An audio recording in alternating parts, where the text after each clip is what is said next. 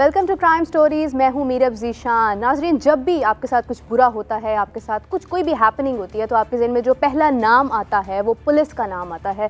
और पुलिस का जब भी नाम आता है तो एक परसेप्शन ये भी आती है कि क्या ये सही होगा, गलत होगा, पुलिस से बात करना मुनासिब होगा या नहीं होगा। ये परसेप्शन, ये सवाल आपके ज़हन में क्यों आता है? ऐसी क्या वजह है कि आप पुलिस के पास जाने से डर जाते हैं? आप अपने वाक़यात को, अपने साथ होने वाले मामलात को वहीं पर दबा देते हैं। तो आइए इस हवाले से आज बात करते हैं। मेरे साथ उमर याकूब मौजूद है, जो समा टीवी के सीनियर क्राइम रिपोर्टर। इनके पास एक ऐसी स्टोरी है जो मैं कब से पूछ रही हूँ कि मुझे पहले बता दें, ताकि मुझे थोड़ी सी समझ आ जाए कि आखिर वो स्टोरी है क्या। इतनी एक उस तरह की स्टोरी है जो किसी के साथ भी हो सकती है। तो आइए इनसे बात करते हैं। जी, अस्सलाम वालेकुम।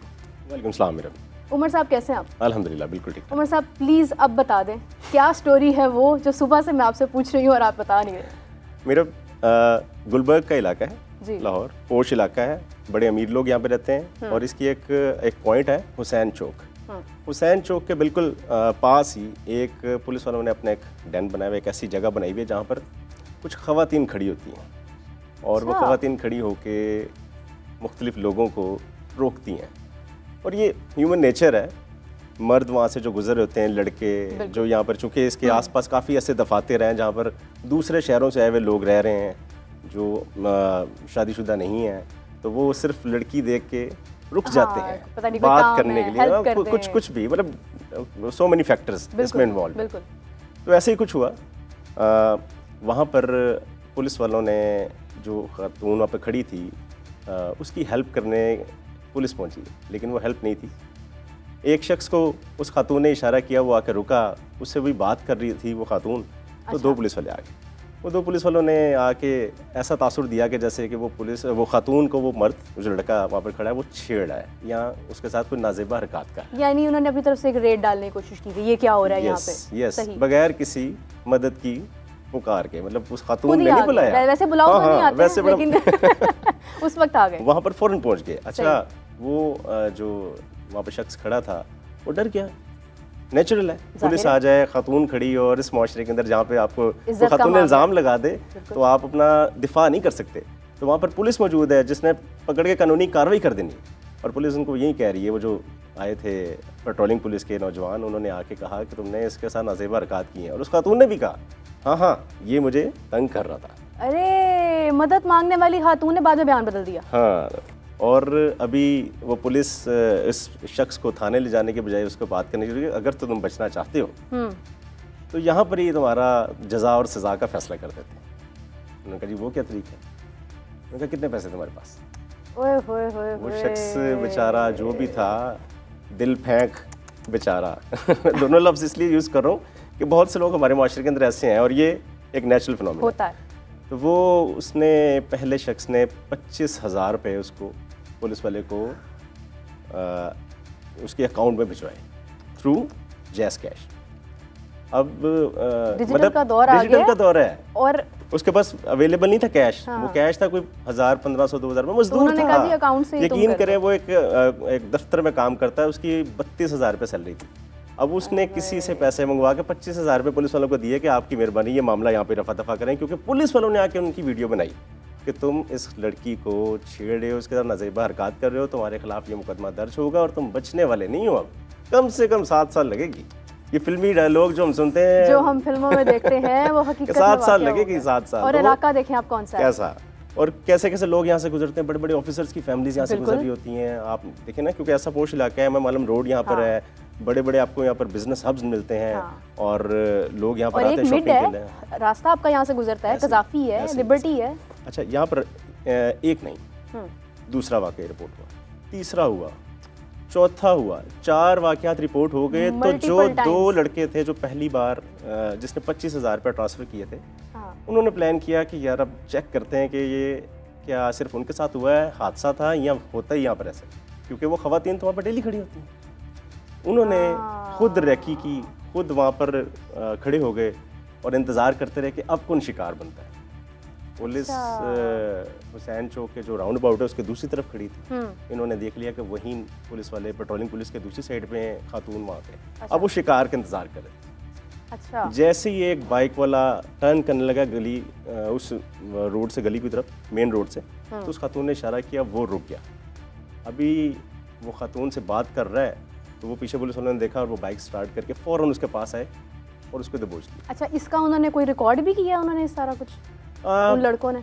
उन्होंने पूरा तो नहीं, चूँकि वो इतने नहीं थे, उनको आइडिया नहीं, वो तो सिर्फ देखना चाह रहे थे। वो देखने में जब उनको अंदाज़ा हुआ कि ये एक और बंदा जो उसी तरह शिकार बन रहा है जैसे वो 3 दिन पहले वो बन चुका है, तो फिर वो अपने 2-3 दोस्तों के साथ उन्होंने मौके पे आकर ही उनको पकड़ लिया कि तुम सबको इस तरह लूटते। अच्छा। इससे पहले कि वो कुछ और करते वहाँ पर एक मजमा लग गया।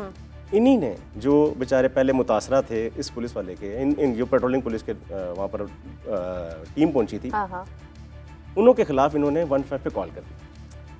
पुलिस के खिलाफ पुलिस वालों को कॉल कर दी कि आए और मदद करें। अच्छा, ये अच्छा था कि 15 पे कॉल की ना, तो अब वो तो नहीं था कि वो भी मिले होते साथ। ऐसे ही है। मतलब वो एक proper channel through proper channel वो आए, डॉल्फिन वाले आए। डॉल्फिन वालों ने आके देखा कि ये तो असली पुलिस है और ये लोगों को लूट रही है। उन्होंने उनको वहाँ पर सबूत दिखाया कि ये देखें, इसको जैज़ कैश मैंने इसके नंबर पे भेजे, उसके पास रिकॉर्ड था, वो मतलब पूरी वर्किंग करके आया था। उसने फिर इसका मोबाइल दिखाया कि ये इसका नंबर है, ये मेरा नंबर है, ये इसके अकाउंट में 25,000 रुपये ट्रांसफ़र हुए और ये 1 दिन नहीं 4 दिन में 4 लोगों को लूट चुका है। फिर पुलिस जो डॉल्फिन वाले वहाँ पे आए थे, अभी बातचीत चल रही थी, क्योंकि वो 2 थे। इसी दौरान जो उसकी बाइक के पीछे बैठा हुआ था पुलिस एहलकार, वो बातों में जब वो इन्वेस्टिगेशन चल रही थी तो वहाँ से गायब हो गया। वो वहाँ से गायब हो गया और जो बाइक चला रहा था वो उनके हत्थे चढ़ गया। खैर उसको वो थाने लेके गए। अब थाने ले जाके सारे अमले को, पुलिस को, मुहर्रर से लेके एसपी तक सबको पता चला कि ये क्या हो गया। अब मामला ये भागने वालों को पकड़ने वाले खुद भाग गए। हाँ। और फिर ये मामला उन्हीं के पास जा रहा है, उन्हीं के डिपार्टमेंट में जा रहा है, उन्हीं के खिलाफ। और वहाँ पर अब इन्वेस्टिगेशन चल रही, तो ये दोनों लड़के, एक जो लुटा एक उसका दोस्त, इन्होंने बड़ी कोशिश की कि किसी तरह से उनके खिलाफ कार्रवाई की जाए, कोई बात की जाए, लेकिन कैसे होता। पेटीबंद भाई के खिलाफ कैसे कोई कार्रवाई करते हैं। वहाँ पर यही मामला तो हुआ, वो दरखास्त, वो 15 की कॉल अभी तक अंडर इंटरोगेशन है। अच्छा उमर साहब, आप जो बता रहे हैं वो तो बड़ा इंटरेस्टिंग लग रहा है सुनने में। जिनके साथ ये वारदात हुई है उनके हमारे पास इंटरव्यूज मौजूद हैं? जी बिल्कुल, रिसेंटली जिनके साथ ये वारदात हुई है उनके इंटरव्यूज हैं हमारे पास। ज़बरदस्त, आइए देखते हैं ज़रा।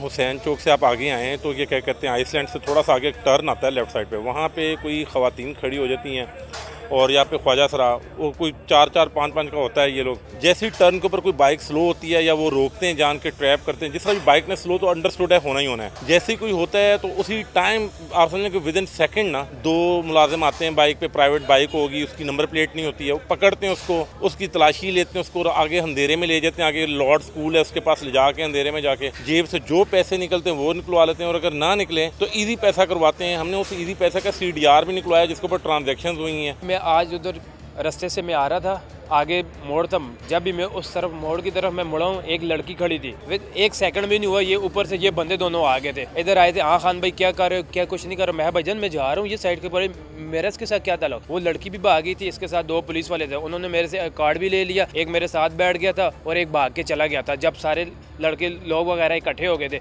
वो पहले मेरे से मुका कह रहे थे आप हमारे साथ कोई लेन देन कर लो वरना हम आपको पुलिस स्टेशन में लेके जाएंगे। आप लड़की को इधर से बढ़ा रहे थे। सारे लोग उधर, इनकी वीडियो भी बनी हुई है, सारे लोग गवाह भी हैं।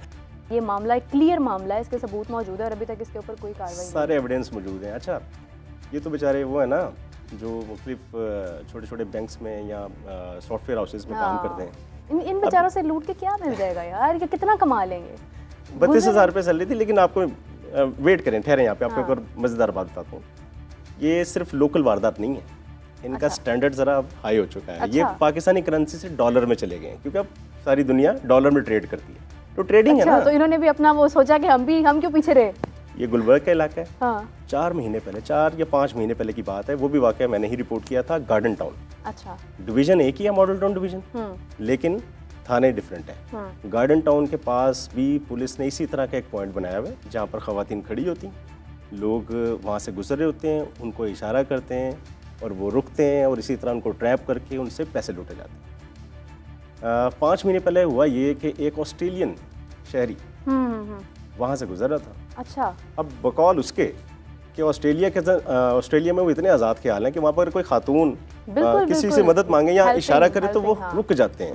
मैंने उसका इंटरव्यू किया, उसने कहा मैंने तो यही समझा कि उसको शायद किसी हेल्प की ज़रूरत है। सही। वो वहाँ पर रुका है, उस खातून ने कहा कि आप मुझे सिर्फ ये आगे हॉस्पिटल है वहाँ तक लिफ्ट दे दें। अभी वो खातून बैठने लगी तो इसी तरह पुलिस वाले आ गए हमारे मुहाफिज आ गए उन्होंने आके इसे दबोचा, और चूंकि ये ऑस्ट्रेलियन था, ये घबरा गया, अचानक के पुलिस आ गई है, वो खातून उतर गई है और ये पुलिस वाले उसकी गाड़ी में बैठ गए, बजाय इसके कि इसको उतारते, इसे इंटेरोगेशन करते कि तुम क्या, उसको कहते तुम, इसको कहा कि गाड़ी चलाओ। इसने गाड़ी चलाई है और अगले सिग्नल तक जाते हुए पुलिस वालों ने उसकी गाड़ी में से $1100 और उसके वॉलेट में जो पाकिस्तानी करेंसी थी वो सब निकाल ली और सिग्नल पे खुद उतर गए, और उतरते साथ उसको कहा कि अगर तुम वापस मुड़े तो तुम्हें हम शूट कर देंगे। ऑस्ट्रेलियन शहरी को उन्होंने ये कहा कि अगर तुमने कहीं रिपोर्ट किया, शोर डाला या पीछे मुड़े तो तुम्हें शूट कर देंगे। वो बेचारा वहाँ से आगे सीधा निकल गया। लेकिन इस केस में पुलिस वालों की बदकिस्मती क्या, वो जदीद दौर का बंदा था, उसने अपनी गाड़ी में CCTV कैमरे लगाए। क्या बात है यार, देखा ये एक स्टेप ऊपर रह जाते हैं ना, फिर ये जबरदस्त कहीं ना कहीं से पकड़े जाते। तो वो जो बैठे, जो बातें थी, वो जो पुलिस वाले अंदर आके बैठे, उन्होंने उनकी फुटेजेस बन गई। अच्छा, एक मेरा सवाल है, मुझे कंफ्यूजन है कि ये वही पुलिस वाले थे जिनमें से एक भाग गया? नहीं, ये डिफरेंट है, ये वो उस थाने के, मतलब ये किसी ना करें उमर साहब, डिफरेंट जगहों पे डिफरेंट एहलकार मौजूद हैं, टीम्स हैं, मतलब उनका अपना एक एरिया है, इनका ये अपना एरिया है, हर किसी की अपनी दुकान है, तो दुकान चलानी है, तो वहाँ पर ये लादा पुलिस थी। तो बहुत खौफनाक है। मैं तो यही सोच रही थी चलो एक पकड़ा गया है, एक भाग गया है, ये कोई एक वाकया नहीं, इस तरह का कई और वाकया है, और कई और पॉइंट्स भी हैं जिन्हें अगर मैं रिपोर्ट करना शुरू करूँ तो हम मेरे ख्याल में कोई 7-8 घंटे रिकॉर्डिंग करते रहेंगे और टाइम ख़त्म नहीं होगा, मतलब ये स्टोरीज ख़त्म नहीं होंगी।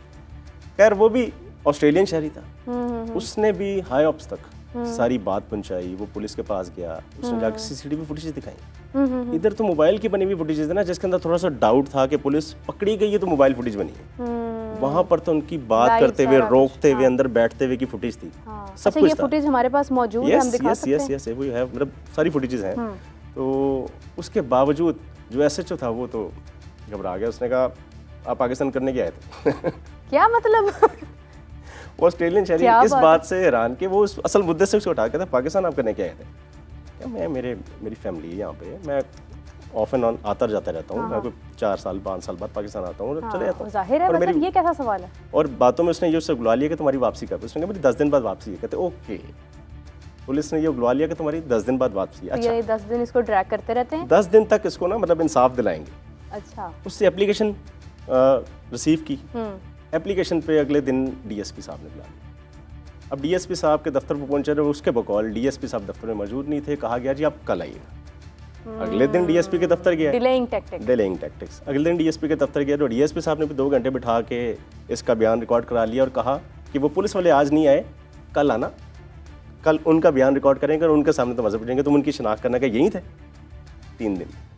उसके बाद वो अगले दिन गया, तो अगले दिन फिर वो दोबारा, वो पुलिस वाले भी आए हुए थे जिनकी फुटेजेस थी, क्योंकि वो भाग तो सकते नहीं थे, उसी थाने में पोस्टेड थे, और डिजिटल आपको पता है कि कैमरे इतने मतलब हल्के तो है नहीं कि उनके चेहरे वाज़े ना होते, तो वो सब चीज़ें उसने वहाँ पे प्रोवाइड की।